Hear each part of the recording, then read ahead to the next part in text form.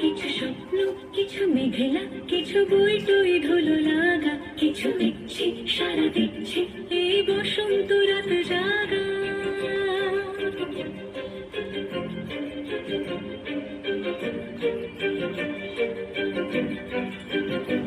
মম চিত্তে পাশ ফিরতে আজ পলাশ ফুলের কাব্য, নিতে নিতে ফুল ছিঁড়তে শুধু তোমার কথাই ভাববো।